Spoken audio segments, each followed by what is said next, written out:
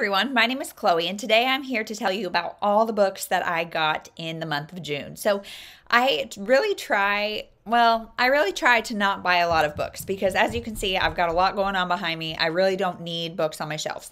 However, I also we just moved up here to a bigger city.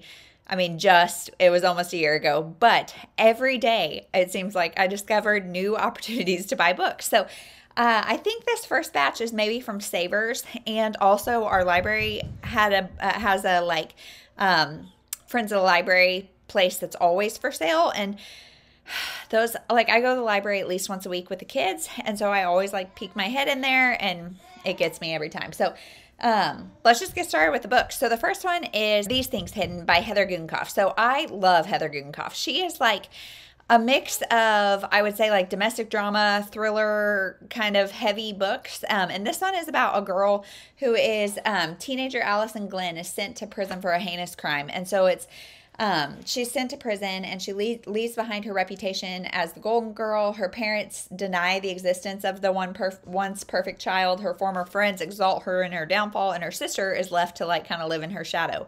Well, then she is released to a halfway house, and she really wants to connect with her estranged sister. And there's something about a little boy that has to do with, I'm guessing what she did, and his adoptive mother, and I don't know, lots of secrets. I love sister books, and so I think this is going to be really good. I love her writing style, so the premise sounds interesting. Can't wait to try it. It does have deckled edges, which is not my favorite, but this one's pretty short. And like I said, I love her, so I'm not really worried about it. I've actually never seen her picture, but she's pretty. Gosh, never knew what she looked like. So there you go. Next is A Time to Dance by Kingsbury. So this is about an older couple who is on the brink of divorce, and then their grown daughter comes to them, and they are sitting down their kids to say hey, we're getting divorced. She's like, hey, I'm getting married. And so they decide to hide their news and kind of pretend. And so then I think there's probably a little bit of questioning, are we doing the right thing? I don't know. Kingsbury, she writes good Christian fiction. So I'm hoping this will be a sweet story of a family reconciling, I hope. Next is The Girls in the Garden by Lisa Jewell. So Lisa Jewell is a thriller author that I love when I'm feeling slumpy, because she always has short chapters. And so this one is about this garden community where it's everybody, it's a communal living situation where you leave your doors open, everybody's kids go to everybody's houses, et cetera, et cetera. But then one of the little girls is found dead, and we don't know what happened. So is this a safe place? Is it not? Yeah, this is one of those tall mass markets, and I don't love this format, but obviously I bought it anyway. This also doesn't seem to have that short of chapters. So maybe I got punked, but I like Lisa Jewell regardless. Next is Little Sister by Isabel Ashdown, and this one, you trusted your sister and you shouldn't have. I just think this kind of sister thrillers are so intriguing because I have sisters, I have girls, and just the sister relationship. I have two sisters, and my relationship with each of them is very different, and I just love sister dynamics. Not that we're in a thriller, but you know. So Jess and Emily are the sisters. They were born barely a year apart, and then something happens and they are kind of estranged. And now they come back together, and one of them has a daughter that disappears under the sister's care. And so I don't really know what's going on, but this sounds so good. Next is another favorite author of mine, Lisa Scottoline. So her books are always 4 stars for me. I don't think I've ever had a 5-star standout, but they're always really good. Again, kind of domestic drama thriller books. This one is about a couple who is trying to conceive. They're struggling with infertility, and they finally decide to use a sperm donor. So they use a sperm donor. She's pregnant. Everything's great. And then they see a most wanted on the news, and the guy looks a lot like their sperm donor. So yeah, we'll see what happens with that.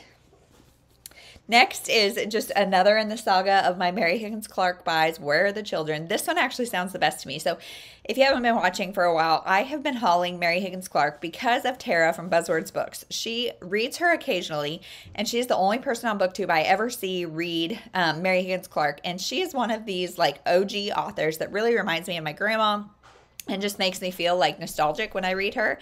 And so I hauled a ton of the books from thrift books or wherever I could find them.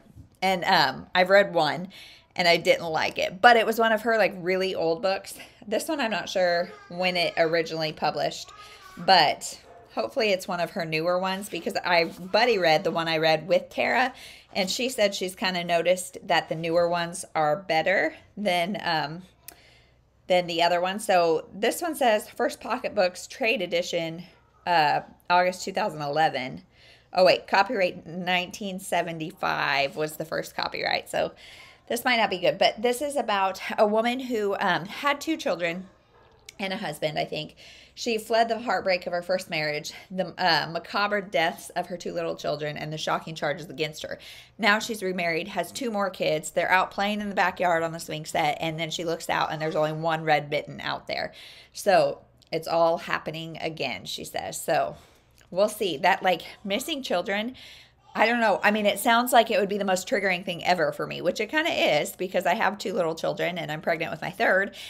And yet I like am so drawn to thrillers about children. Maybe it's because I'm like searching for this like emotional response. I don't know, but this one sounds really good.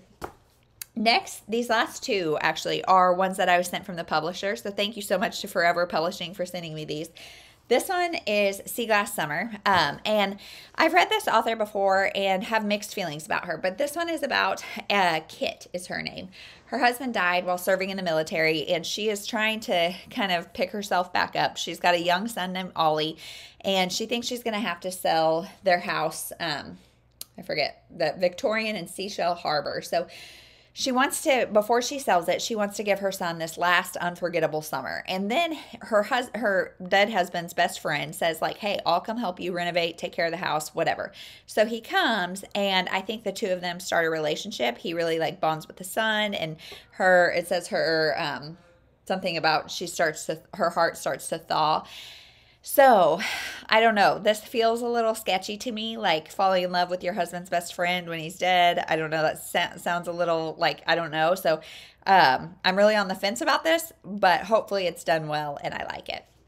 And then the last one is The Inn on Sweetwire Lane. And so this one, it is blurbed by Christina Lauren, if you can see that. It says, must-read voice and romance.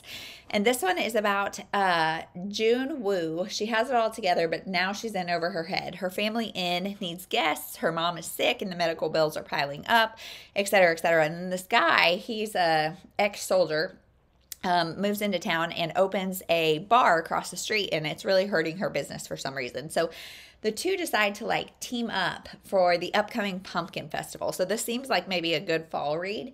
And they're going to be working together, and the town's business council is trying to like stop the bar. So I don't really know.